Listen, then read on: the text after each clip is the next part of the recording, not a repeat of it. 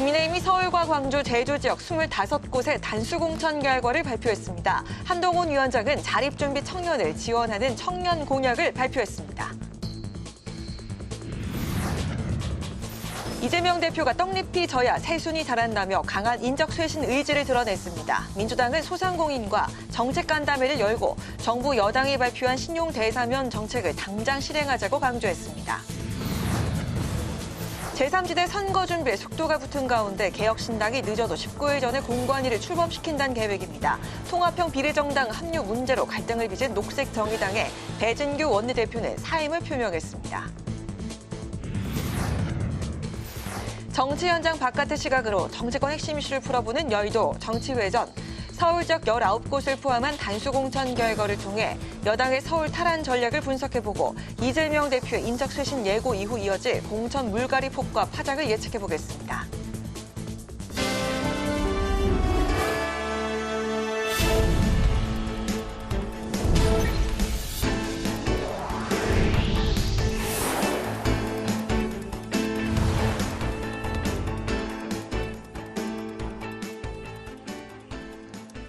여러분 안녕하십니까? 2월 14일 수요일 국회 라이브 6 시작하겠습니다. 40국회의원 총선거가 56일 앞으로 다가오면서 여야의 총선 시계도 빨라지고 있습니다. 국민의힘은 면접 심사를 마친 서울 등을 중심으로 25개의 지역구 단수 공천자를 발표했는데요. 네, 명단엔 권영세 전 장관과 나경원 전 원내대표 등이 포함됐고 대통령실, 윤석열 정부 출신 인사들은 단수 공천 명단에서 모두 제외됐습니다. 보도에 강민지 기자입니다. 국민의힘 공관위가 어제 면접을 진행한 서울과 광주, 제주에 대한 1차 단수공천 지역구 25곳을 발표했습니다. 그중 서울은 19곳으로 격전지 한강벨트에 속하는 서울 용산구와 동작을엔 예상대로 권영세 전 통일부 장관과 나경원 전 원내대표가 단수 추천됐습니다. 여당 텃밭인 강남 3구에는 조은희 배현진 의원이 자신의 지역구에서 재선에 도전하게 됐고 김병민 전 최고위원과 오신환 전 의원 등도 이름을 올렸습니다. 특히 서울 송파갑은 윤 대통령의 40년 지기로 알려진 석동현 전 민주평통 사무처장을 제치고 박정훈 전 TV조선 앵커가 선택되는 등 대통령실 관련 인사들이 대거 제외됐는데 정영환 공관위원장은 대통령실 출신도 예외가 없다는 시스템 공천 원칙을 다시 한번 강조했습니다. 용산에서 왔는지 당에서 왔는지 관계없습니다. 그 수치가 가장 좋고 승리 가능성이 있는 분들을 쿨하게 이렇게 정했다. 그래서 시스템 공천을 하니까 의외로 눈에 바로 들어왔습니다. 오늘 발표하지 않은 서울 중성동을과 강남을 등은 지역구 재조정 1순위로 거론되는데 장동혁 사무총장은 후보들이 원치 않으면 인위적인 재배치는 없다고 밝혔습니다. 이런 가운데 오늘은 험지로 꼽히는 경기와 인천, 전북 지역 후보자들에 대한 면접이 진행됐고 이번 주말엔 중진들이 대거 몰려있는 영남권 면접이 예정돼 있습니다. 한편 한동훈 위원장은 김성태 전 의원이 백의종군을 선언하며 당의 결정을 수용한 것에 대해 큰 정치인다운 결정이라며 반겼습니다. 이상한 사람들이 동료 시민들의 삶을 망치는 것을 막기 위해서 저도 필요한 결정을 하는 것이고 김성태 의원께서도 큰 정치인답게 필요한 결정을 해주시는 겁니다. 국민의힘은 오늘 중소기업 대출금리 인하 정책을 발표하고 경기도를 찾아 자립청년 지원주택 현장 간담회를 진행하는 등 민생 행보에도 주력했습니다. 국회방송 강민지입니다. 이재명 더불어민주당 대표가 인적 쇄신에 강한 의지를 공개적으로 드러냈습니다. 이 대표는 떡잎이 져야 새순이 자란다며 선배가 후배를 위해서 길을 터줘야 한다고 강조했습니다. 김동희 기자입니다. 이재명 대표는 총선을 앞두고 당의 인적 쇄신을 강조하며 연일 공천 교통 정리에 나섰습니다.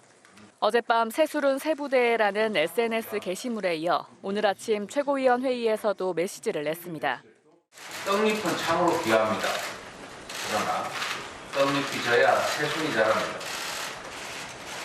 세 가지가 또 다른 세 가지를 위해서 양보해야 합니다.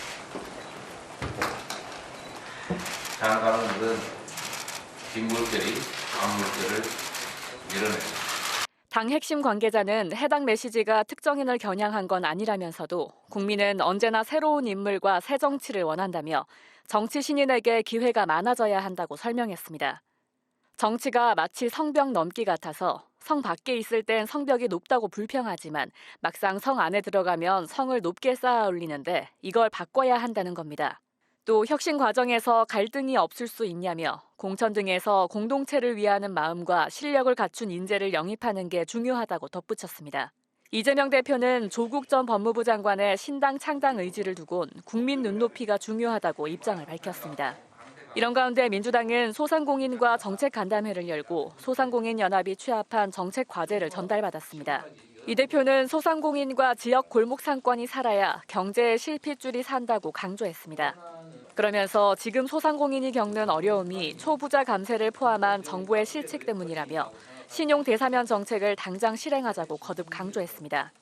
경기 침체로 생기는 피해엔 정부 지원이 필요한데 서민 지원 예산을 줄이면 결국 소비가 줄고 골목 상권도 나빠진다는 겁니다.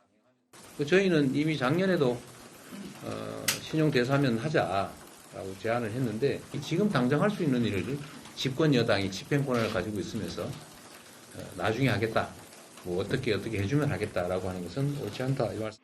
그러면서 총선 공약 표심을 앞세우며 정치적 책략으로 접근하기엔 국민 삶이 너무 어렵다고 지적했습니다. 국회 방송 김동희입니다. 개혁신당이 어제 첫 최고위를 열고 총선 준비에 돌입한 가운데 공관위 출범에 대한 논의를 본격화하겠다고 밝혔습니다.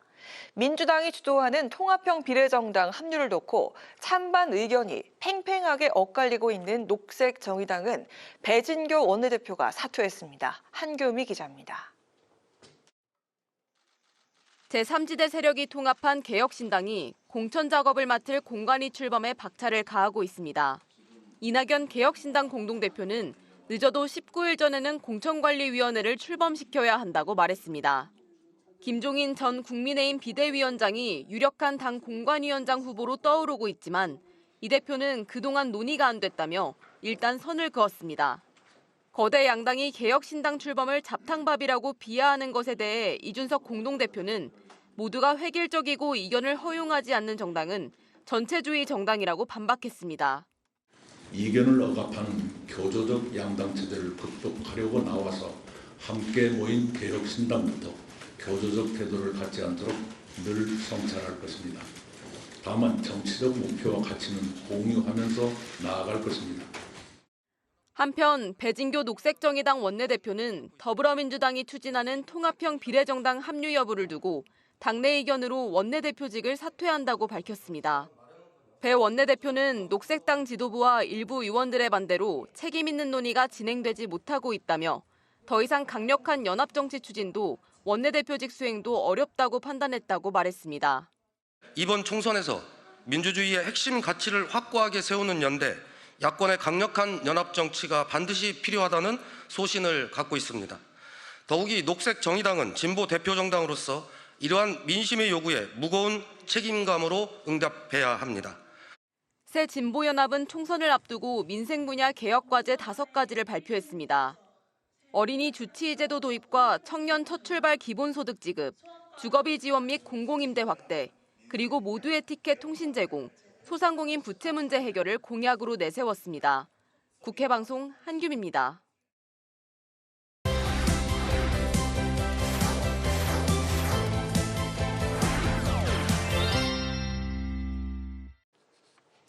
이슈픽 서한한 개건 기자와 함께 국민의힘 단수공천 지역 이슈부터 살펴보겠습니다. 서 기자 안녕하세요. 네, 안녕하십니까. 자, 국민의힘 오늘은 공천 지원자 면접 이틀째입니다. 특히 오늘은 그 단수공천 지역 25명 발표를 했습니다. 자, 이거 눈에 띄는 부분은 윤석열 대통령과 그 40년지기 인연이 있었던 석동현 전 민주평통 사무처장이 컷오프된 부분인 것 같습니다. 어떻습니까? 네, 그렇습니다. 이 정영환 공광위원장 오늘 아침 만난 취재진에게 오늘 공천 발표 기대도 좋다 이런 취지로 얘기를 했었는데요. 이 1차 발표에서 예상보다 많은 이 25개 지역구에 대해서 단수 추천을 확정을 했습니다. 지역별로 이 서울 19명, 광주 5명, 제주 1명인데 이 서울과 광주에 많은 단수 공천을 확정한 설명한 것은 빨리 선거운동을 시작하라는 그런 사인이기도 합니다.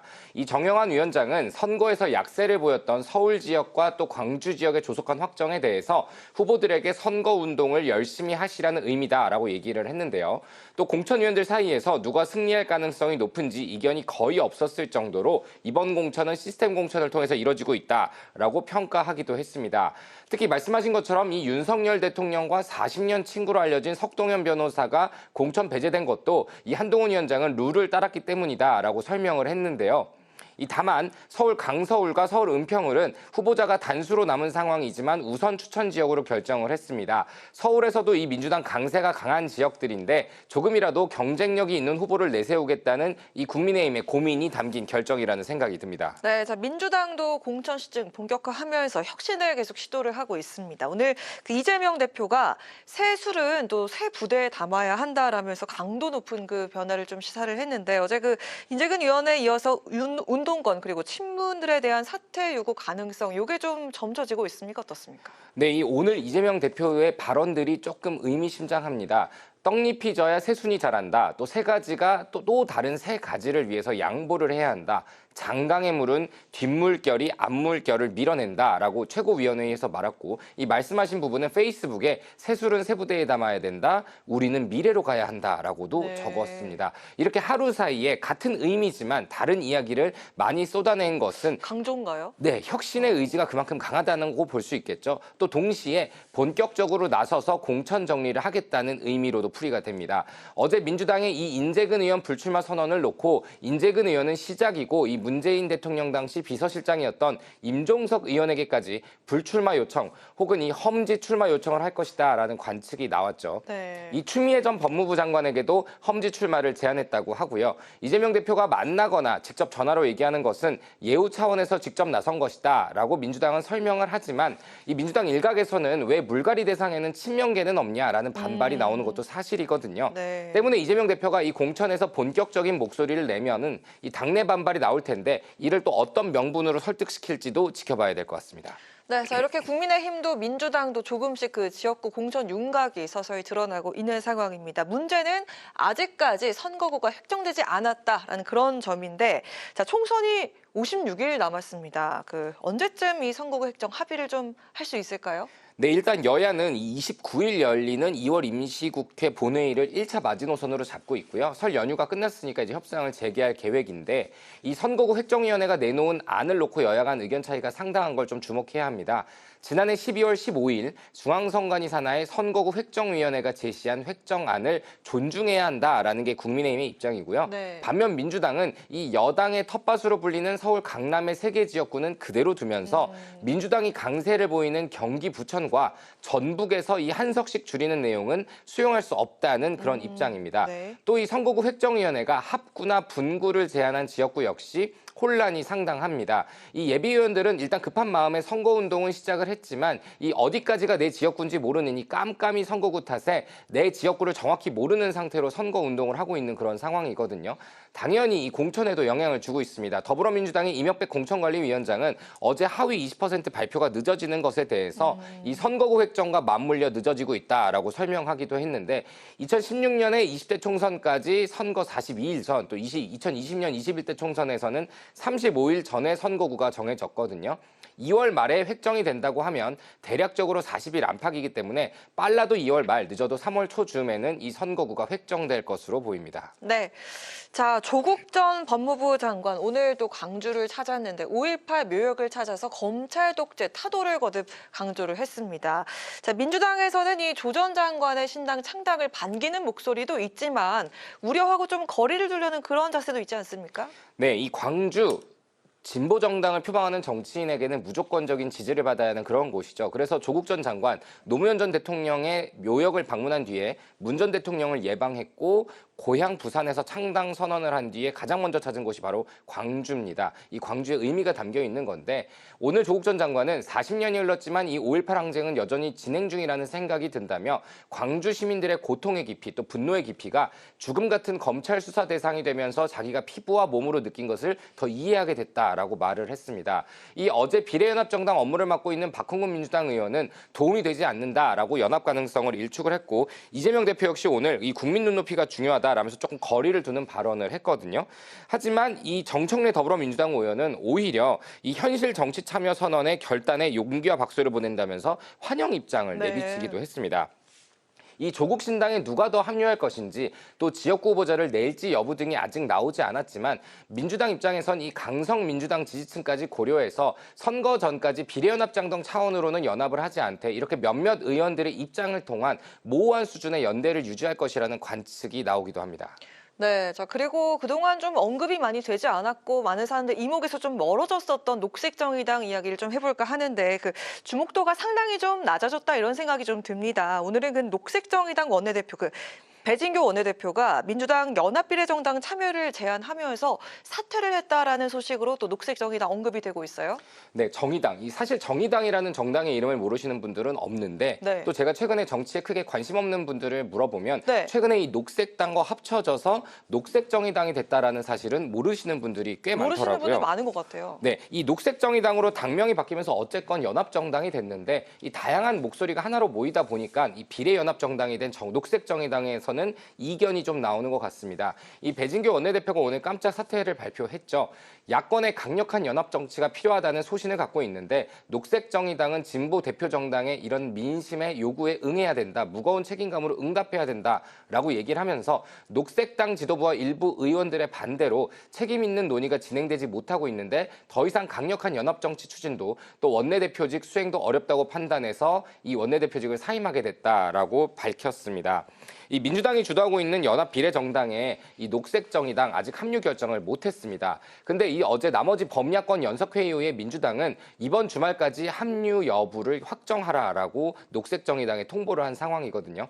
진보정당으로서의 독자적 위상과 노선을 지키는 것도 굉장히 중요하지만 또 녹색정의당은 현재 심상정 의원조차도 지역구 당선이 쉽지 않다는 그런 관측이 나오고 있는 상황이거든요.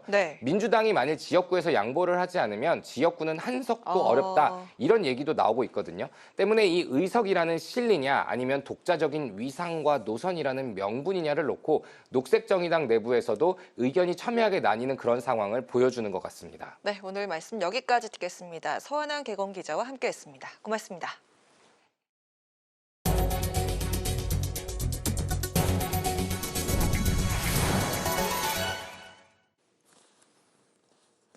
여야가 이승만 전 대통령의 생애와 업적을 조명한 다큐멘터리 영화 건국전쟁을 놓고 공방을 벌였습니다.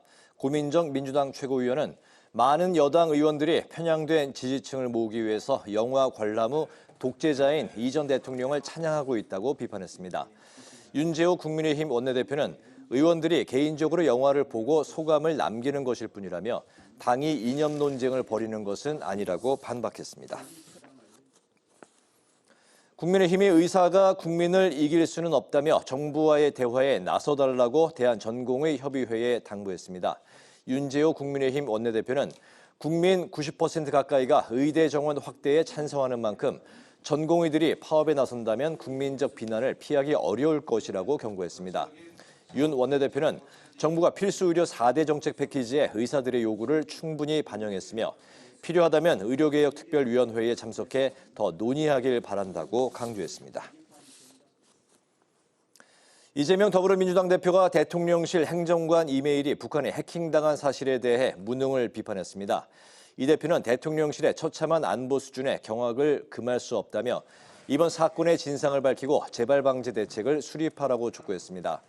한편 국정원은 지난해 11월 윤석열 대통령의 영국 국빈 방문 순방을 수행했던 행정관이 보안에 취약한 포털사이트 이메일을 함께 사용해 북한에 해킹당한 사실을 긴급하게 알린 바 있습니다.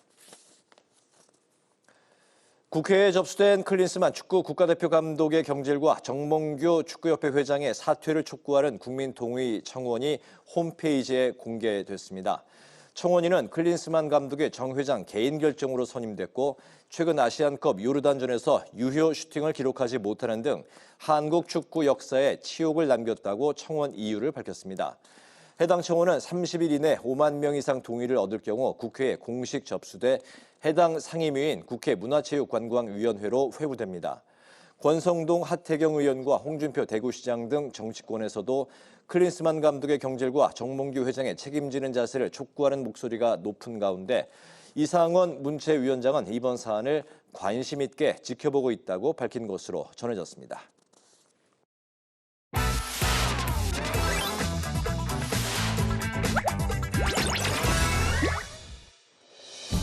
2월 14일 강아랑이 전해주는 정치권의 뜨거운 말말말 강아랑의 정치랑입니다. 자, 오늘 첫 번째 주제입니다.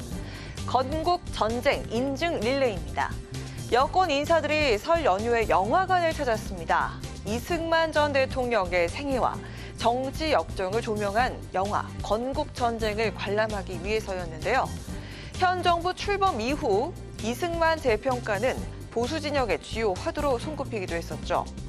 윤 대통령도 해당 영화에 대해서 우리나라 역사를 올바르게 인식할 수 있는 기회라고 평가했습니다. 또 한동훈 비대위원장도 영화를 관람한 후 우리나라의 안보 기틀을 마련하고 만석군의 나라를 기업 나라로 바꾼 것은 대단한 업적이라고 평가를 했습니다. 앞서 여당 의원들은 SNS에 건국전쟁 영화 관람 후기를 남기면서 4월 총선이 제2의 건국전쟁이라고 언급했습니다. 자, 이런 움직임에 민주당은 왜곡된 역사 인식이 놀랍다며 극우 이념을 경고하고 나섰습니다. 일각에서도 여권에서 건국전쟁 띄우기에 나선 게 아니냐는 지적이 나오자 윤재욱 원내대표는 의원들의 자발적인 소감이라면서 선을 그었습니다. 딜레이식으로 소위 말해서 영화를 본 인증샷을 하거나 그런 것은 당 차원에서 하고 있는 것은 없습니다. 의원님들이 개인적으로 또 자발적으로 영화를 보고 또 개인의 소감이나 뭐 그런 것을 SNS에 올리는 경우는 있습니다만 이념 논쟁을 하기보다는 자연스럽게 명절 극장가를 중심으로 입소문으로 많은 분들이 보고 있는 것으로 알고 있습니다. 이런 사례는 야권에서도 있었죠. 지난해 이재명 대표는 김대중 전 대통령 탄생 100주년 다큐멘터리 영화 길 위에 김대중 시사회에 참석하는가 하면요. 1979년 12.12 군사 반란을 수제로 삼은 영화 서울의 봄 영화를 야권 인사들이 단체 관람을 하는 등 관람을 독려하는 모양새로 비춰지기도 했습니다.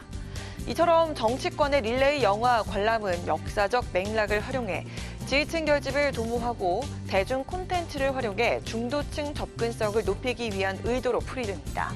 영화 속에 숨어있는 정치 코드가 실제로 총선에도 결정적인 영향을 미칠지 지켜봐야겠습니다. 두 번째 주제입니다. 현역 확보전입니다. 설 연휴 극적으로 제3지대 빅텐트 구성을 완료한 개혁신당.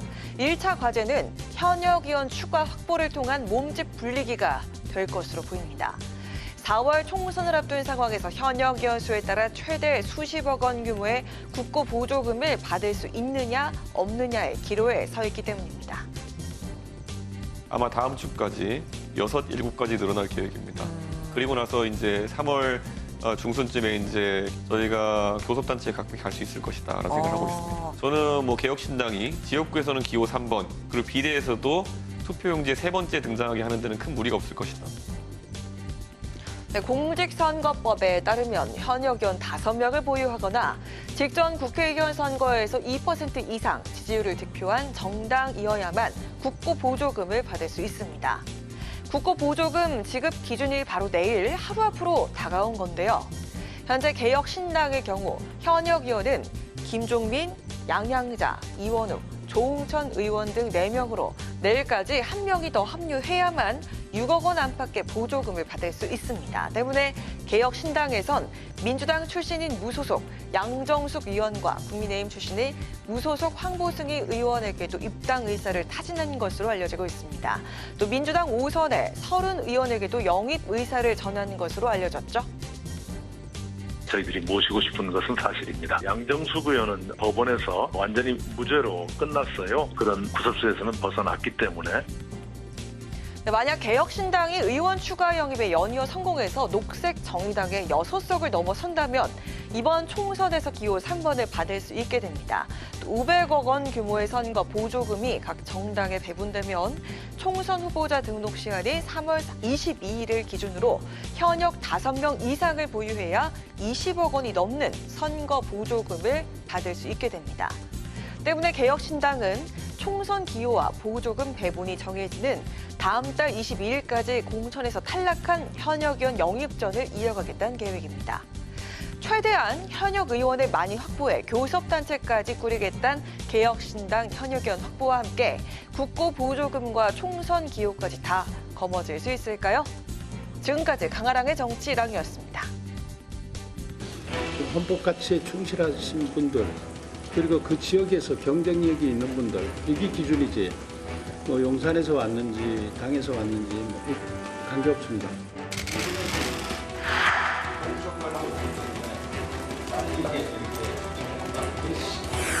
세 가지가 또 다른 세 가지를 위해서 양보해야 합니다. 장강의 물은 뒷물결이 앞물결을 밀어냅니다.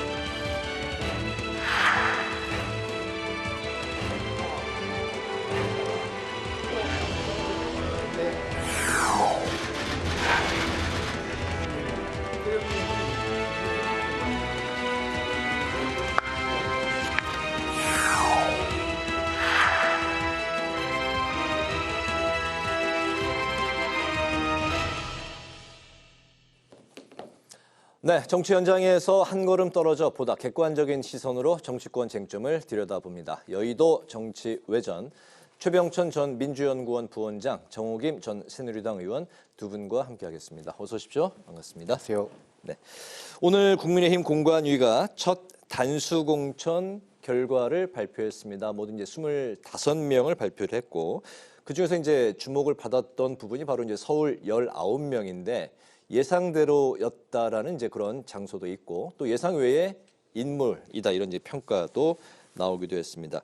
아무래도 이제 관심이 좀 이렇게 모아졌었던 그런 지역이 종로, 강남을, 서초을 등이었는데 이 지역은 아직까지도 국민의힘이 더 고심하는 상태로 오늘 이제 제외가 됐고 남겨둔 상태가 됐습니다.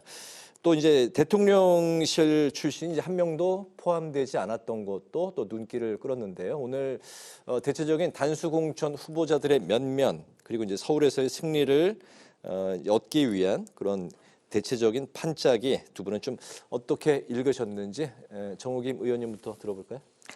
제가 볼 때는 크게 그 논란이 되지 않는 지역을 단수 공천한 것이라고 보고요. 네. 특히 서울과 같은 지역은 빨리 결정이 돼야 선거운동에 뛸 수가 있고 또 사실은 지금 수도권이 4년 전에 굉장히 성적이 좋지 않았기 때문에 그래서 단수 공천을 서두른 것이 아닌가 이런 생각이 들고요. 네. 용산 출신은 한 명도 이제 포함되지 않았다 그러는데 사실은 서울이 그렇게 쉬운 지역은 아니지 않습니까? 네. 근데 이제 주로 이제 그 강남을이라든지 몇 군데가 있었는데 거기는 지금 뭐 외교부 장관 출신과 그 다음에 용산 비서관 출신이 지금 붙어 있기 때문에 두 사람을 재배치하겠다라는 말이 나오는 상황이고요. 네. 그리고 장관 출신 중에 기존에 자기 지역구를 갖고 있던 권영세 의원 같은 사람은 이제 단수 공천을 받은 것이고요. 그리고 이 공천이 우리가 피상적으로 보는 거하고 네. 또 내부적으로 누구와 가까워서 누구와 연결고리가 있는지 일일이 다 알 수는 없는 상황이니까는요. 그렇죠. 그런데 아무튼 오늘 단수 공천한 것에 대해서는 그렇게 여러 가지로 논란이 되고 있는 것은 아니라고 보여집니다. 네, 그렇군요. 네. 최 부원장님 어떻게 보셨습니까?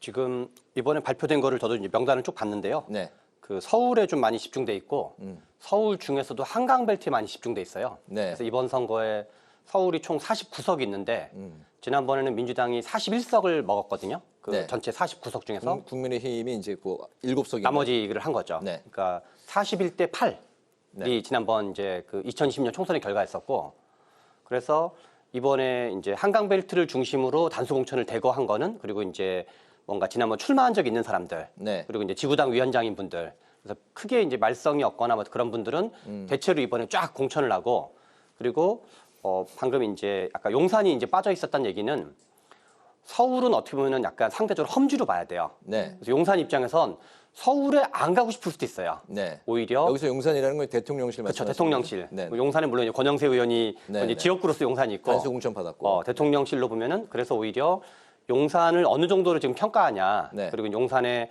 약간의 이제 뭐 배려를 하냐 안 하냐는 영남 공천을 어떻게 하는지 강남 3구 공천 어떻게 하는지까지를 마저 좀 봐야 될 것 같고 네. 다만 현재까지 오늘 발표된 것만 보면 최근에 국민의힘의 일련의 흐름이 낙동강 벨트, 한강 벨트, 경기도 수원 용인을 중심으로 한 반도체 벨트 네. 이 세 가지 벨트를 중심으로 하는데 약간 그 연장으로 보여진다. 어떤 이기는 공천을 하기 위한 약간의 좀 어떤 무난한 공천을 현재까지는 한 것 같습니다. 네, 국민의힘의 공천 상황 살펴봤고 민주당도 이제 들여다보면 이재명 대표가 새술은 새 부대에 담아야 한다. 떡잎이 져야 새순이 자란다. 연쇄적으로 뭐 SNS에도 올리고 뭐 기자들이 있는 뭐 상황에서도 공개적으로 이런 이제 발언들을 하고 있는 상황입니다. 당 일각에서는 대표가 이제 직접 불출마, 당의 이제 중진들에게 연락을 해서 불출마 이제 권유를 하고 설득을 하고 이런 일련의 이제 행위들이 부적절하다는 의견도 나오고 또 이제 운동권 중진과 친문 컷오프를 위한 명분 쌓기다 이런 시각도 한편에서는 존재하고 있는 것 같습니다. 민주당의 이런 그 공천 물갈이의 폭 어느 정도로 이제 이루어질지 그리고 이제 이런 그 공천 물갈이 후에 후폭풍은 또 어느 정도일지 예, 최 부원장님부터 들어볼까요? 지금 제가 보기에는 국민의힘과 민주당이 대비되는 상황인데요. 네. 국민의힘은 앞에서 말씀드린 것처럼 낙동강 벨트, 한강 벨트, 수원 용인을 중심으로 한 반도체 벨트 하면서 뭐를 했냐면 박진 외교부 장관과 이원모 비서관 등을 네. 상대적으로 이제 대통령실 관계자이거나 정부에 관여했던 사람인데 이분들을 강남이 아닌 상대적으로 험지로 지금 재배치하고 있어요. 네.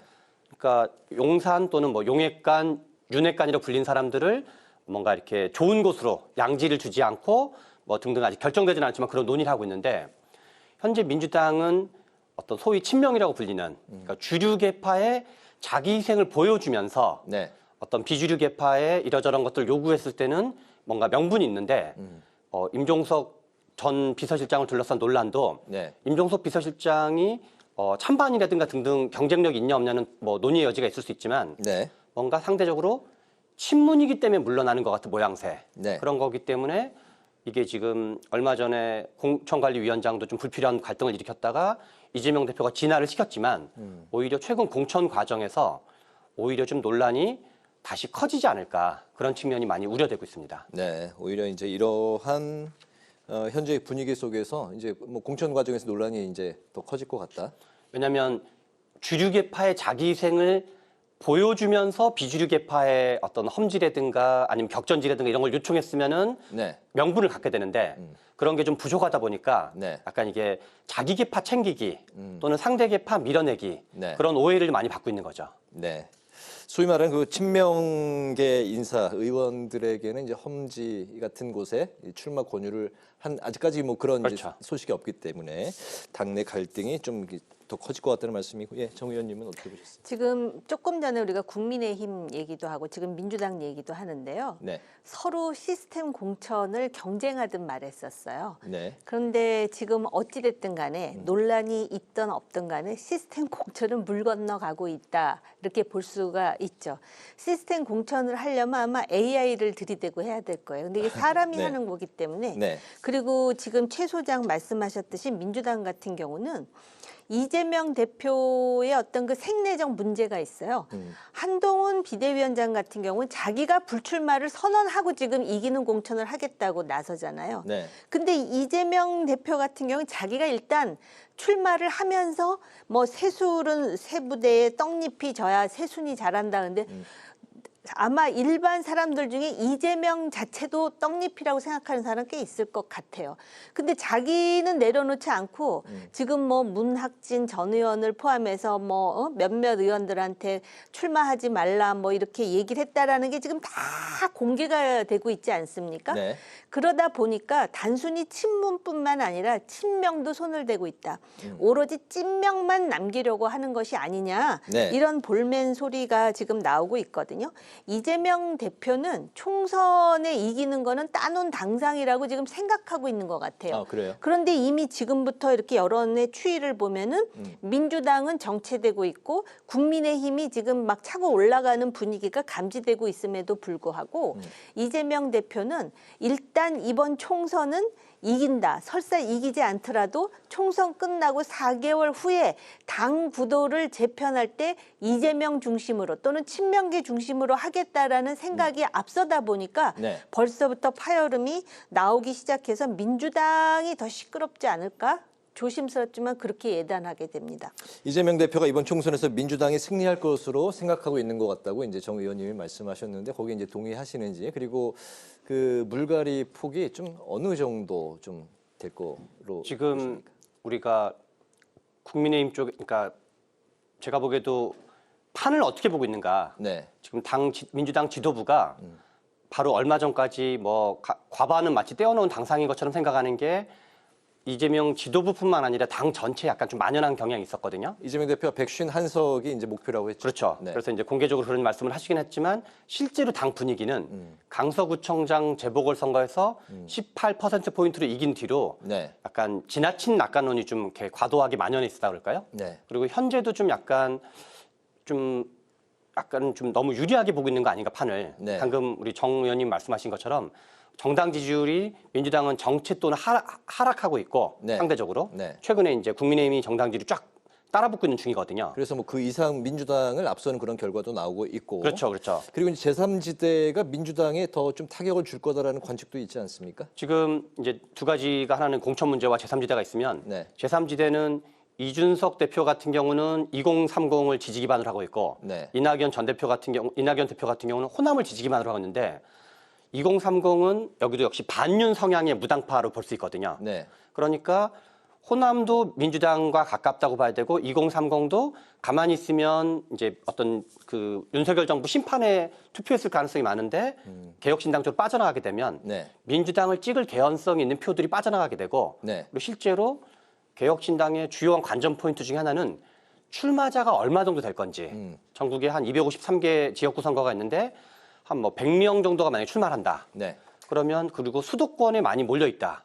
그러면은 민주당은 아무래도 거기서 아주 많은 득표를 못 한다 하더라도 네. 5 내지 10% 정도만 다 가져가도 민주당 입장에서는 지난 총선 때 5% 미만으로 이겼던 데가 한 40여 군데 정도 된다 그래요. 네. 그런 식으로 이제 타격을 받게 될 거고 공천도 지금 아무래도 이제부터 오히려 공천이 좀 논란이 진화되는 게 아니라 점점 커질 것 같은데 네. 이게 전대협 출신의 친문을 밀어내고 상대적으로 다른 학생운동 한 뭐 40대 50대 새로 친명 계열의 학생운동 출신을 새로 넣는다 그래서 국민들이 그거를 새 인물로 봐줄 건지 그게 아니라 뭔가 운동권 청산을 얘기하는 거에 제대로 맞불을 놓으려면 국민들이 보기에 좀 참신해 보이는 네. 분야별 전문가가 됐건 기업을 활동하시는 분들이 됐건 야 민주당이 저런 분들도 해? 저런 분들도 모셨단 말이야? 이런 분들을 그러니까 밀어내고 공천해야지 이게 개파 활동을 안 느껴지는데 네. 지금은 이제 어떤 좀 이러나 저러나 개파 활동으로 느껴지는 거죠. 네, 알겠습니다. 여야 간에 어쨌든 이제 공천 상황을 이제 두고서 여당은 재배치, 야당은 인적 쇄신을 이제 강조하고 있는 상황인데 하지만 이제 국민의힘이 이제 대표적으로 중구, 성동, 의뢰 전 현직 의원 3명이 이제 공천 신청을 한 상황에서 재배치를 하려다가 이제 해당 의원들은 이제 반발에 부딪힌 상황이고 또 이제 조혜진 의원은 김해을 지역구에 출마하겠다 이제 입장을 밝혔지만 예정됐던 기자회견이 그 해당 지역구의 반대로 취소가 되기도 했습니다. 민주당 역시 뭐 아까도 이제 그 말씀드렸습니다만 이재명 대표가 직접 이제 중진 의원들에게 불출마를 요구하고 있는 이런 상황. 시스템 공천이라고 여야 이제 공이 이제 그 강조를 하고 있지만 과연 이런 상황에서 시스템 공천이 이루어지고 있는가에 대한 또 의문점이 들고 있는 것도 사실이고 정 의원님이 아까 시스템 공천은 좀 물 건너 갔어요. 물 건너 갔고 AI라면 모른다라고 말씀하셨는데요. 이 지점은 어떻게 보고 계세요? 왜냐하면은 지금 일단 출마하고자 하는 사람은 굉장히 많습니다. 특히 당선 가능성이 높을수록.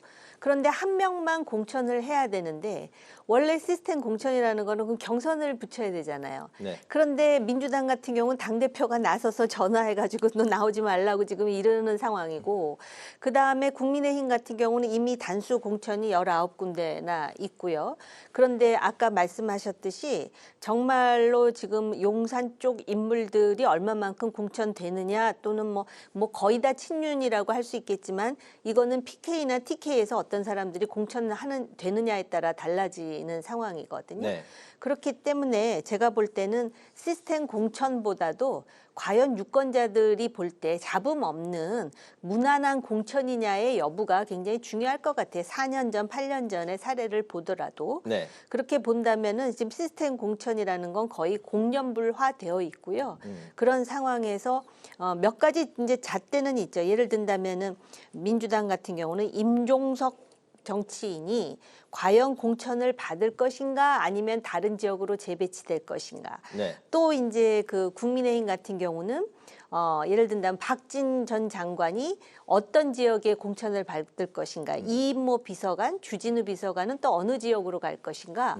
그리고 또 이제 거의 그 뭐랄까 TV에 평론가로 나와가지고 계속해서 정권을 옹호했던 또 몇몇 평론가 출신 정치인들이 있거든요. 네. 이런 사람들이 되도록 양지로 갈 것인가 아니면은 다시 재배치될 것인가. 이런 것이 이제 잣대가 되는 것이죠. 그리고 특히 국민의힘 같은 경우는 이게 한동훈 표인가 아니면 대통령실 표인가. 그러니까 표라는 거는 메이드 바이 한동훈이냐 아니면 메이드 바이 윤석열 대통령이냐. 네. 뭐 이렇게 이제 그 판단을 하겠죠. 그리고 그 판단에 따라 유권자가 또 결정하는 그런 그 모습이 달라지겠고 또 이 양당이 공천에 대해서 얼마만큼 잡음이 있느냐에 따라서 지금 그 개혁 신당이 소위 이제 지지율이 2자릿수로 이제 비상을 하느냐의 여부도 일정 정도 또 작용을 하는 그런 상황입니다. 네, 여야 모두 이번 총선에 이기는 공천을 하겠다 이렇게 이제 공언하지 않았습니까? 더불어서 뭐 두 당 모두 시스템 공천은 우리 당은 지금 하고 있다. 제가 보기에 시스템 공천이란 말은 네. 약간 다르게 표현하면 자유방임 공천 같은 거예요. 자유방임이요? 그렇죠. 우리가 미국에서는 이제 자동으로 어떤 미국에는 뭐 당 지도부가 있거나 그런 게 아니라 원내 정당 중심이다 보니까 알아서 경선하는 방식이거든요. 네. 근데 한국적인 상황에서 시스템 공천이라는 건 주주계파가 예컨대 뭐 용산 대통령실이라든가 아니면 친명 쪽이라든가 이런 쪽의 횡포를 방어하기 위한 용도의 용어가 시스템 공천으로 봐야 되지. 네. 그래서 야 힘으로 밀어붙이면 안 돼. 주류가 막 하면 안 돼라는 불신에 대한 반작용이지. 어떻게 보면 시스템 공천보다 더 좋은 거는 혁신 공천으로 봐야 되는 거죠. 왜냐하면 정당 입장에서 공천의 본질적으로 중요한 거는 어떻게 이길 수 있느냐거든요. 네. 그래서 어떻게 보면 이기는 공천이 시스템 공천보다 상위 가치라고 볼 수 있는 거죠. 그래서 당내 분란이라든가 계파 간 갈등이라든가 그런 거를 방어하기 위한 방어적인 표현. 그래서 차라리 관둬라, 간섭하지 마라 라는 자유방임의 다른 표현이 시스템 공천이었는데 네. 만약 이번에 이원모 그 비서관이랑 박진 외교부 장관이 시스템 공천이라면 둘이 막 계속 치고받고 경선하는 거거든요. 네. 이게 국민들이 보기에 아름다워 보일 수가 없는 거죠. 그 대통령도 뭐 화를 냈다 그러는데. 네. 그래서 실은 시스템 공천이 좋은 공천인지 여부랑은 제가 보기에는 이제 좋은 공천일 수도 있지만 자유방임이라는 말 자체가 그렇듯이 네. 안 좋은 부작용도 많이 받을 수 있기 때문에 오히려 잡음을 최소화시키고 뭔가 이렇게 좀 그 좋은 직을 했던 사람은 좀 약간 격전지나 험지로 보내고 이런 게 제가 보기에는 오히려 시스템 공천보다 한 차원 높은 공천으로 봐야 되는 거죠. 그게 혁신 공천이라는 그렇죠. 말씀인가요? 상대적으로 그렇게 봐야 되는 거죠. 알겠습니다. 그래서 그게 이제 자금 공천, 시스템 공천, 혁신 공천이 있으면 네. 자금 공천이 제일 나쁜 거고 네. 혁신 공천이 제일 좋은 거고 시스템 공천은 그 중간쯤에 있는 걸로 봐야 된다. 네. 근데 그 혁신 공천이라는 게 굉장히 듣기는 좋은데 이거 자체도 굉장히 주관적인 해석이 가능하기 때문에 이거는 뭐가 어떻게 혁신이냐? 그렇죠. 예. 그런 누구의 눈에서 혁신이냐. 그리고 이 혁신으로 인해서 피해를 본 사람한테는 절대로 이거를 혁신으로 볼 수 없는 그런 요소가 있기 때문에 그 시스템 공천이라고 하고 경선을 하겠다 그랬거든요. 근데 실제로 이제 경선을 하지 않고 뭐 단수 공천이니 또 민주당 같은 경우는 경선은커녕 지금 당대표가 나서서 지금 전략 공천을 주도적으로 할 인물이 따로 있음에도 불구하고 지금 당대표가 나서서 이렇게 네. 여러 가지로 손질을 하다 보니까는 희화화되는 것이죠. 제3지대 이야기로 들어가겠습니다. 설 연휴에 이제 합당을 깜짝 발표를 한 이제 개혁 신당인데 본격적인 총선 채비에 이제 들어갔습니다. 지금 제3지대 최대 이슈가 이제 누가 이제 기호 3번을 달고 총선에 임할 것이냐인데 개혁 신당의 이제 현역 의원이 현재 4명인데 녹색정의당이 이제 6석인데 6석보다 더 많아야 이제 3번 달 수 있는 상황입니다. 개혁신당 경우에 이제 현재 양정숙, 황보승이 30 의원을 접촉 중이고 현재 4명의 의원은 이제 보유하고 있는 상황입니다. 개혁신당이 이번 그 총선에서 어느 정도 좀 바람을 일으킬 수 있고 현역 의원을 어느 정도 끌어안은 상태에서 총선에 임할 것으로 보시는지. 기호 3번을 달 수 있을까요?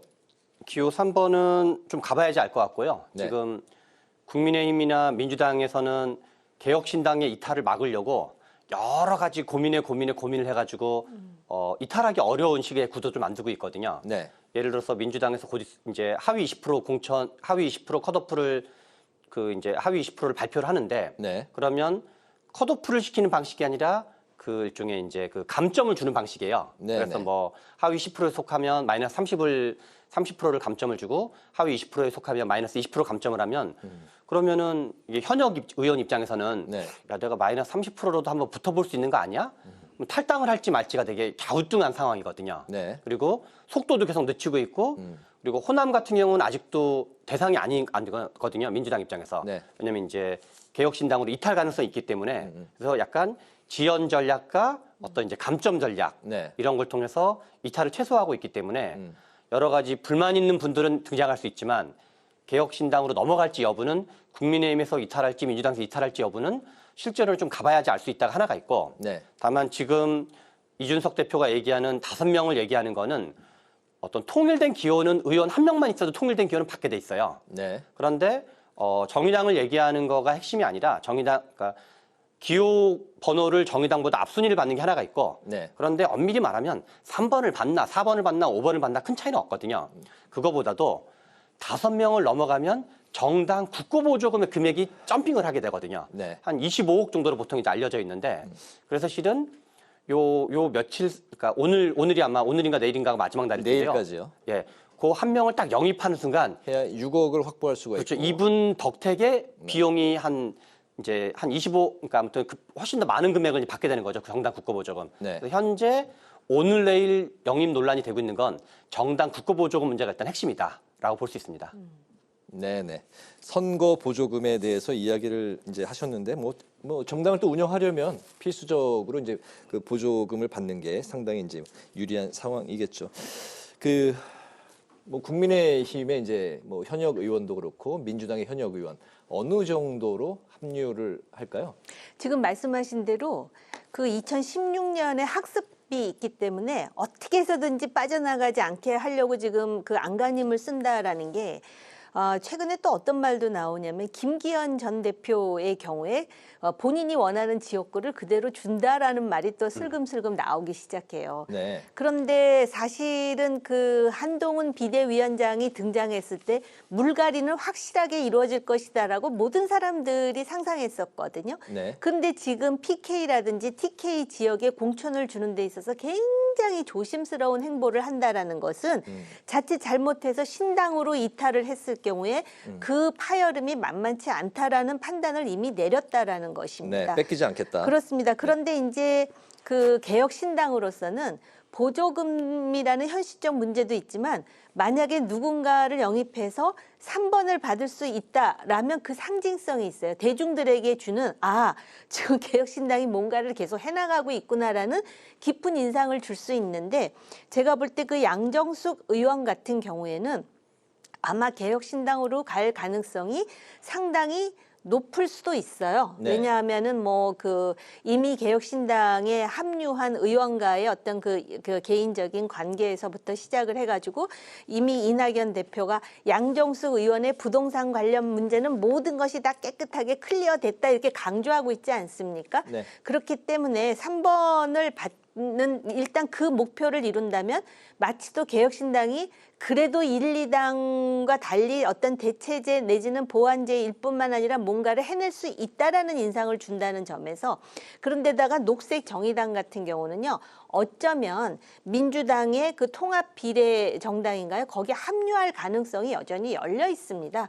그렇게 되면은 개혁신당이 3번을 받게 되면 지금 이제 하나씩 계기를 만들어가고 또 하나씩 이슈를 선점해 나감으로써 뭔가 개혁신당의 파이를 늘리는 것이 제가 볼 때 한국 정치의 어떤 판도를 볼 때도 뭔가 이 양당 체제의 문제로부터 캐스팅 보터가 하나 있는 것이 네. 견제와 균형에 도움이 된다라고 생각하는 사람들도 꽤 있을 거거든요. 그건 이제 그 안에 있는 사람들이 어떻게 전략을 잘 짜느냐의 문제가 되겠죠. 오늘 마지막 이슈는 조국 신당에 대한 이야기를 두 분의 그 의견을 짧게 좀 들어보고 마무리를 하겠습니다. 현재 이제 관건이 과연 이번 그 조국 신당이 창당이 된다면 총선에서 득표율 3% 이상을 받아서 한석 이상의 의석수를 이제 확보할 것이냐인데 조국 신당이 과연 이번에 총선에서 어느 정도 좀 변수가 된다고 생각하시는지 한석 이상의 의석을 얻을 수 있을 것인지 좀 들어볼까요? 2020년 총선에 열린민주당이라는 당이 있었어요. 네. 민주당이 만들었던 위성정당은 더불어시민당이었고 네.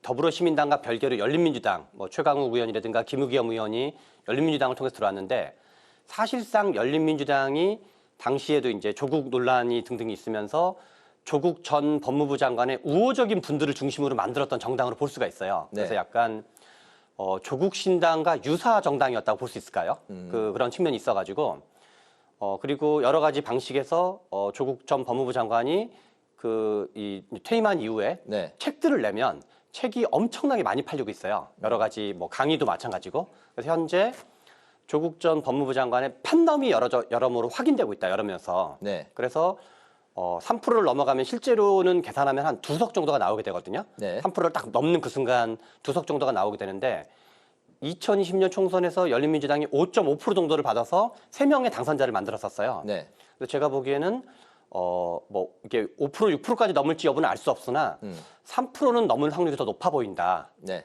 그래서 그러나 다만 전체 총선 지형으로 보면 민주당 입장에서는 이게 좀 약간 회피하고 싶은 이슈고 국민의힘 입장에서는 약간 땡 잡은 성격이 있다 그럴까요? 되게 이제 그래서 되게 반가운 뉴스인 거죠. 국민의힘 입장에서는. 그래서 윤석열 정부 심판 이슈보다는 어떤 이제 조국 장관 또는 뭐 86세대에 대한 문제, 586, 뭐 운동권 이런 얘기가 다시 이제 회자될 수 있는 새로운 소재가 하나 더 생긴 거기 때문에 민주당과 어떤 범야권과 범여권으로 보면 범여권에게는 호재로 작용한다고 봐야 되고 범야권으로 보면은 약간 담론 지형 또는 아젠다 지형이 좀 불리해지는 측면이 있고 네. 그러나 조국 신당 자체는 3%가 넘어서 어지간하면 2석 이상은 배출하지 않을까 싶습니다. 네. 현재 그 어디에도 좀 연합은 쉽지 않아 보이는 이제 분위기 같습니다. 네. 이제 어쨌든 그 최 부원장님은 한석에서 2석 정도는 가능하지 않겠느냐 말씀하셨어요? 네, 저도 비슷한 생각인데요.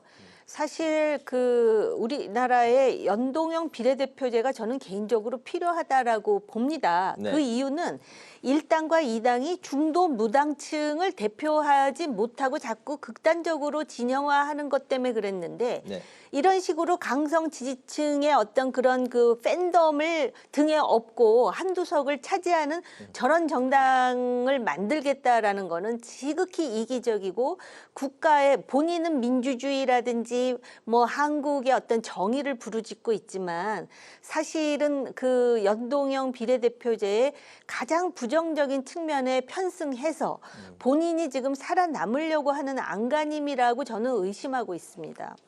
네. 다만 하나만 잠깐 보충드리면 이게 이제 그 한동훈 비대위원장도 준연동형 제도가 조국 전 법무부 장관 같은 사람을 국회의원으로 만드는 거라고 얘기를 했는데 이게 연동형 때문에 당선 가능성이 있는 게 아니라 봉쇄 조항이 3%거든요. 그러니까 연동형이든 병립형이든 아무 관계없이 3%를 넘으면 한 2석 정도를 배출하기 때문에 제가 보기에는 병립형이어도 크게 달라지진 않았을 거로 보여지는 거죠. 병립형은 7%인 것으로 알고 아니요. 그거는 권역별 병립형의 경우고 병립형 그 자체는 3%가 기준이거든요. 봉쇄 조항의 기준이. 저희가 알아보고 다음에 그 관련한 이슈 나올 때 그때 정리를 하도록 하겠습니다. 오늘 여의도 정치외전 마칠 시간이 됐습니다. 지금까지 최병천 전 민주연구원 부원장, 정호김 전 새누리당 의원 두 분과 함께했습니다. 오늘 말씀 잘 들었습니다. 감사합니다. 오늘 국회 라이브 6도 여기서 마치겠습니다. 시청해 주신 여러분 고맙습니다.